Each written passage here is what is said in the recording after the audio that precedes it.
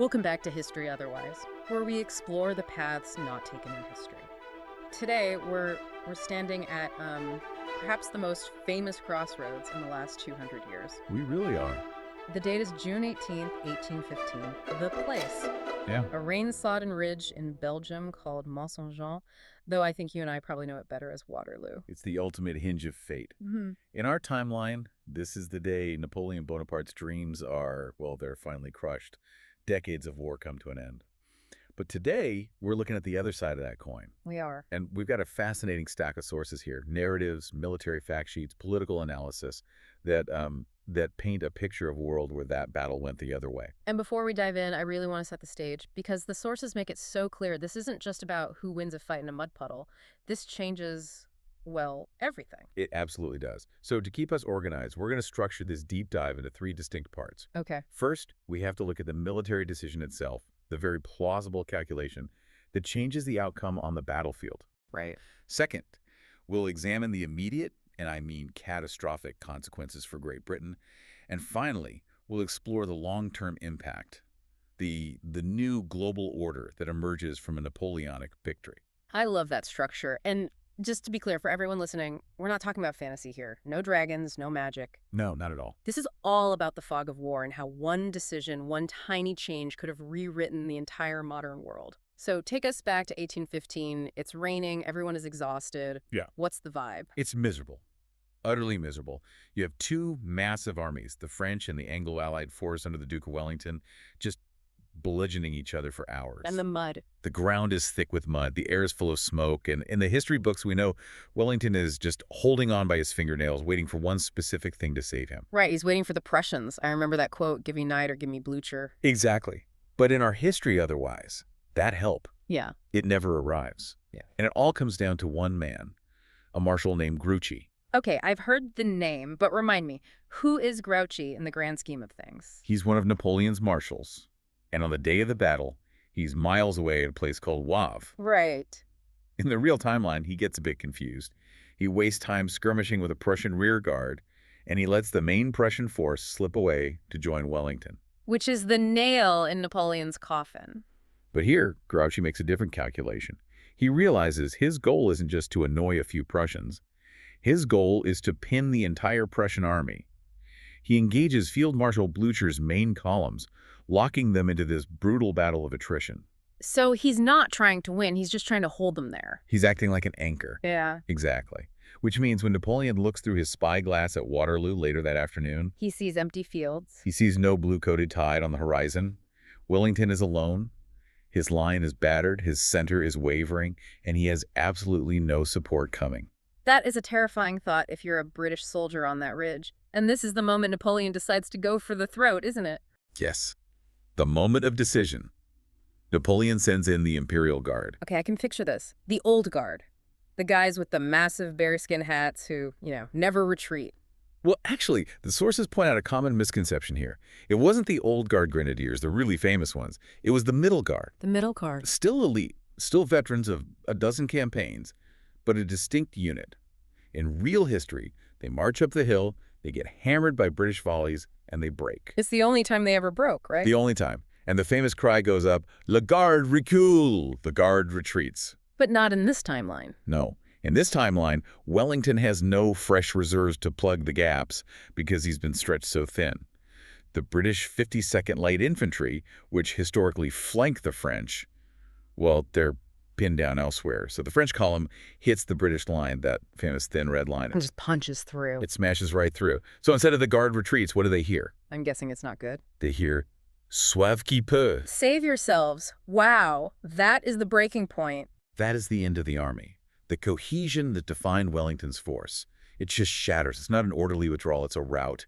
The French cavalry, Kellerman's cuirassiers, are unleashed on them. It is absolute chaos. And Wellington, the Iron Duke, he can't just run away. The sources suggest he goes missing. Last seen near the Mont-Saint-Jean farm trying to rally a square of Brunswickers. So presumed dead or captured. Yes. The symbol of Allied resistance is just gone. What a chilling image. Yeah. Napoleon entering Brussels not as a prisoner, but as a savior to his sympathizers there.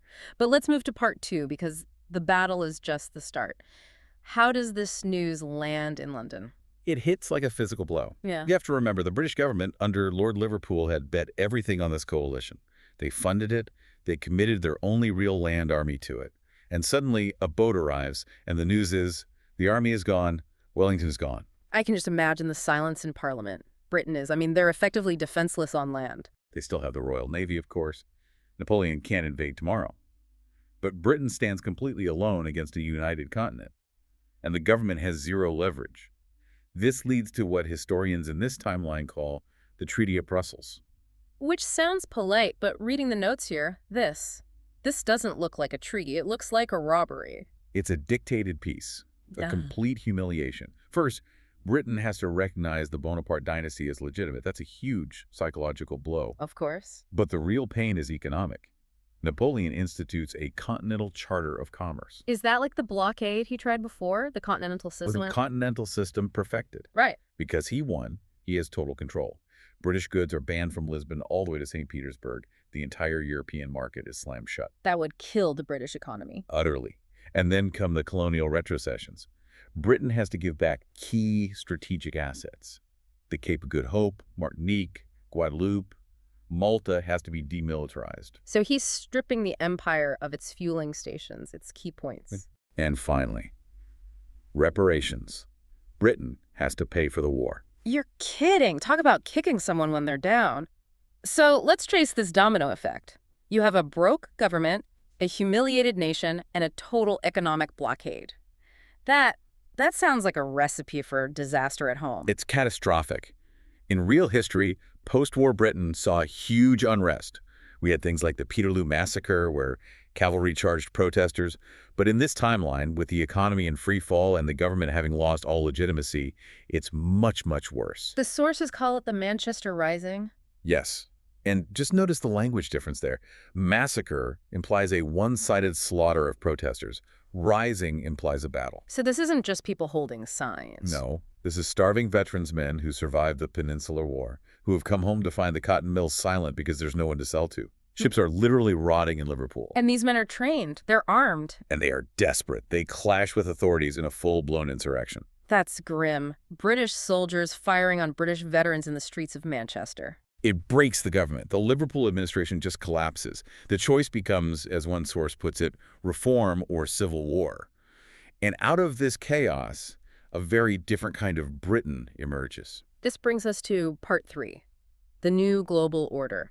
And there's this phrase in the text I really want to unpack, the whale and the elephant. It sounds like a fable. It's the strategic stalemate that defines the 19th century in this world. The elephant is Napoleon's empire, unassailable on land.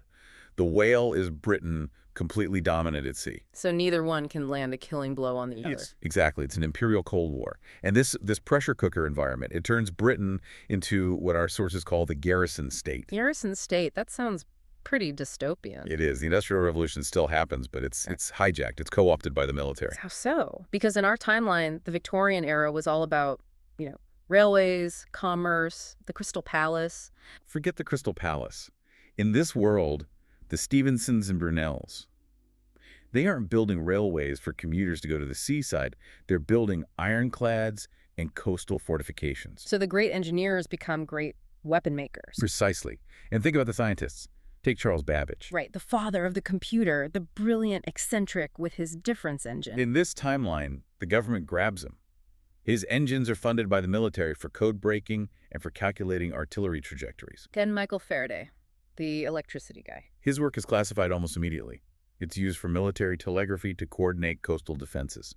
Science goes underground. It's not about public enlightenment. It's about state survival. That changes the entire culture of the century. So instead of the great exhibition of 1851, that big glass palace celebrating peace and trade, what do they have? The cultural touchstone of 1851 is the Great Fleet Review. It's a raw display of intimidation. A paranoid protectionist Britain showing its teeth to the continent. It's a grimmer Victorian era. Less Oliver Twist and more, well, Sparta. And that paranoia extends to the empire. This is part 4 of our breakdown. In our history, people often said the British Empire was acquired in a fit of absence of mind. It was commercial. It was haphazard. But here, it's a survival strategy. It has to be. Britain is locked out of Europe, so it needs the colonies for resources. But more importantly, it needs them as fortresses.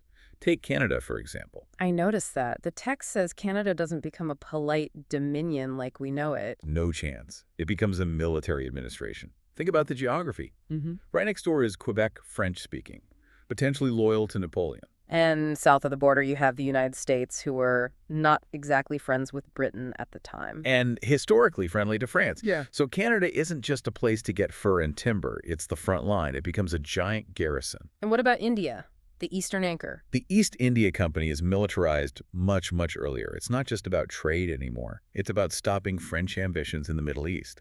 If Napoleon controls Egypt and the Levant, India is the only thing stopping him from dominating all of Asia. And this all leads to the idea of an imperial federation. Yes, a centralized parliament in Westminster that dictates global defense strategy.